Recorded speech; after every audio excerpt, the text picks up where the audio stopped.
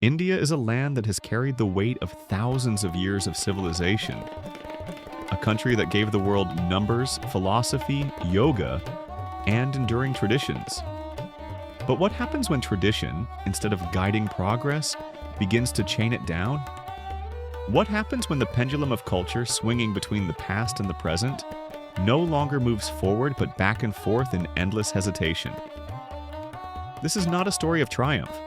It is the story of a nation caught in its own contradictions. Tradition gave India identity. It preserved values through centuries of invasion, famine, and colonization. It allowed diversity to survive under one roof. But every gift of tradition comes with a cost. The same rituals that held a civilization together often prevent it from adapting to change. We say India is proud of its ancient wisdom, yet our classrooms still teach children to memorize rather than question. We say we honor the past, yet we continue to live in social hierarchies that silence millions. What was once continuity is now stagnation. Modern India inherited a fractured soul, a constitution that promised equality, but a culture that never fully accepted it. Religion became politics. Communities turned into vote banks. What once was faith is now often fear. Hindus and Muslims, Sikhs and Christians, each claiming to be under threat, each pulling in a different direction. The result is not unity, but exhaustion. We are less a society and more a battlefield of identities. The pendulum swings. One generation demands modern citizenship, the next clings to tribal loyalty. And in the clash, reason is the first casualty. The bureaucracy still worships ritual. Files stamped, signatures stacked, delay safer than decision. Innovation suffocates under layers of procedure. Follow the rulebook is culture. Fix the outcome is not. Talent is still filtered. Caste and class determine opportunity as much as ability. The invisible code runs deeper than any policy.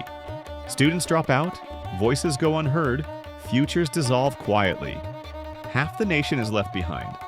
Women expected to excel in offices, yet restrained in homes. Progress in cities, silence in villages. How far can a country run on half an engine? And education. It remains an industry of memory, not curiosity. Our children know the answer in the textbook, but not the question in real life.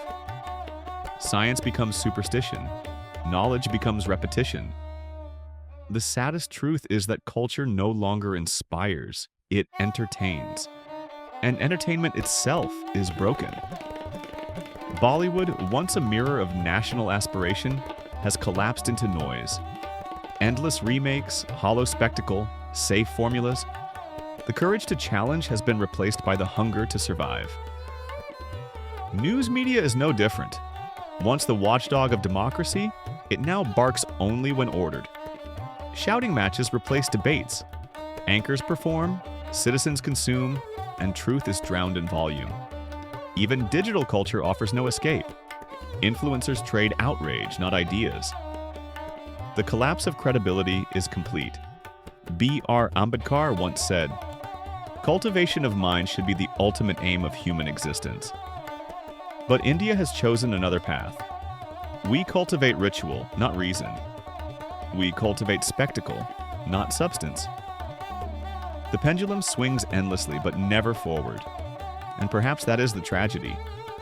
That a civilization so rich, so vast, so capable, is unable to believe in itself as a nation of reason.